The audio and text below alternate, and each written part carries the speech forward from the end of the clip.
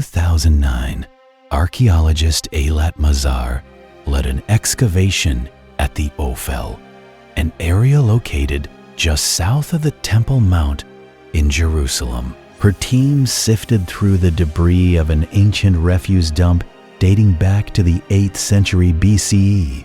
They recovered a piece of clay measuring roughly 1 centimeter across. It was a bulla, a seal impression used to secure papyrus documents. The ancient Hebrew text pressed into the clay read, belonging to Hezekiah, son of Ahaz, king of Judah. 10 feet away, the team found another bulla. The top and left edges were damaged, bearing the fingerprint of the person who pressed it into the clay 2,700 years ago. The seal is divided into 3 horizontal registers. The top register shows a grazing doe. The legible text on the middle line reads, Yeshayah, the Hebrew name for Isaiah. The bottom line contains the letters Nun, Vet, and Yod, spelling envy. In ancient Hebrew, adding an aleph to the end of those 3 letters forms the word navy, meaning prophet.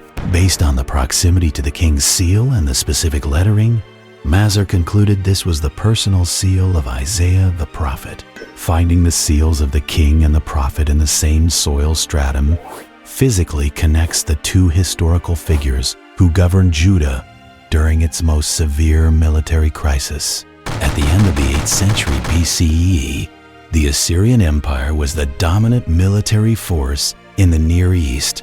In 701 BCE, King Sennacherib systematically invaded Judah to crush a regional rebellion. His primary target was Lachish, the second most heavily fortified city in the Judean kingdom. The Assyrian victory at Lachish was considered so significant that Sennacherib later commissioned a series of massive stone reliefs for his palace in Nineveh.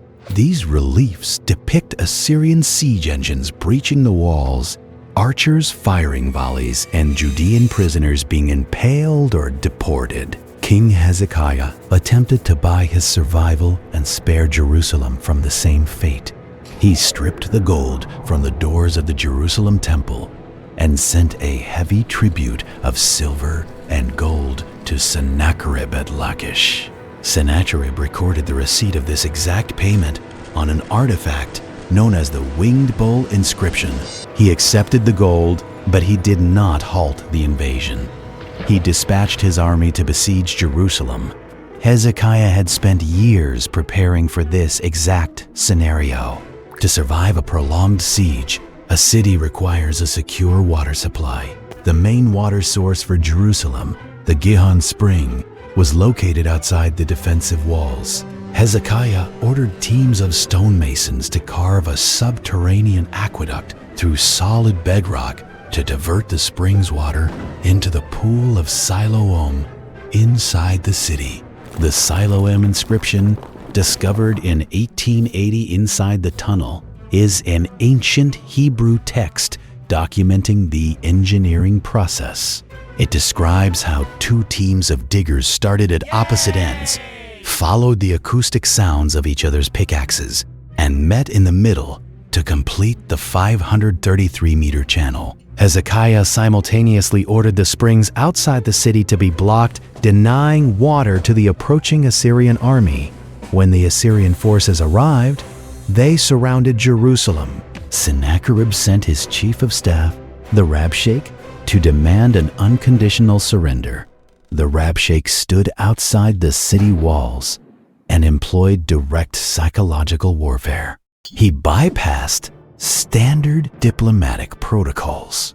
Instead of speaking Aramaic, the international language of commerce and diplomacy used by government officials, he shouted his demands in Hebrew. His tactical goal was to bypass the Judean leadership and directly terrorize the soldiers and civilians listening on the walls. He mocked their military alliance with Egypt, calling the Egyptians a splintered reed that pierces the hand of anyone who leans on it. He then ridiculed the idea that the God of Israel could protect the city against the Assyrian military machine, pointing out that the gods of the other nations had failed to stop Sennacherib. Hezekiah refused the surrender terms. He took Sennacherib's written demands into the temple. The biblical record states that he consulted with Isaiah. The prophet delivered a specific tactical prediction. The Assyrian king would not enter the city.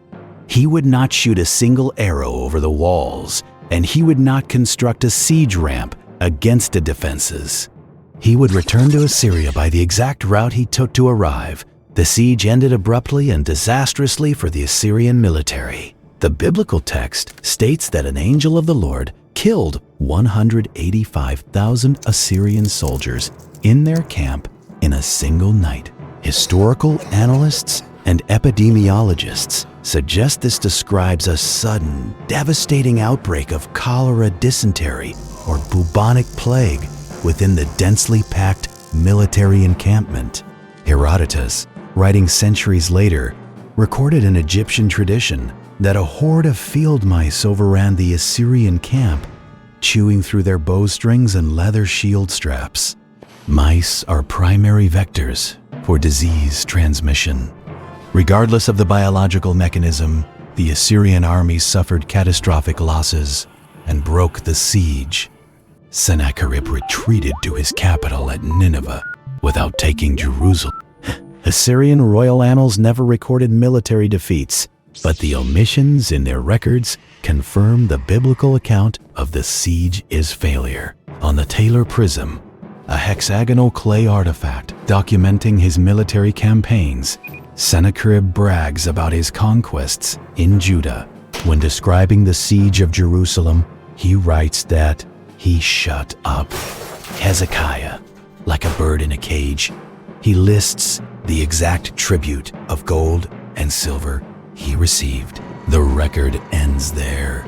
He makes no claim of breaching the walls, capturing the king, or taking the city.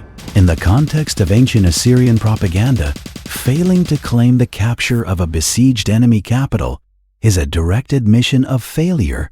The aftermath of the siege ended violently for the Assyrian king. Years after his retreat, while worshipping in the temple of his god Nisroch, Sennacherib was assassinated by two of his own sons, Adramelech and Sherzer, who then fled into the land of Ararat. This assassination is documented in the biblical books of Kings and Isaiah. It is also independently confirmed by ancient Babylonian chronicles, which state plainly that Sennacherib was crushed by his sons in a palace rebellion. The survival of Jerusalem against the Assyrian siege altered the geopolitical trajectory of the region, ensuring the survival of the Judean state and its texts.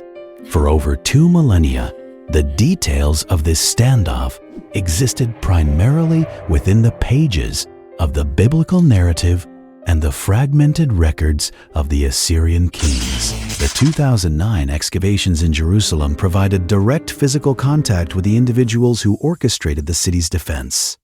The clay bullae of King Hezekiah and the prophet Isaiah function as the archaeological fingerprints of the men who defied the Assyrian Empire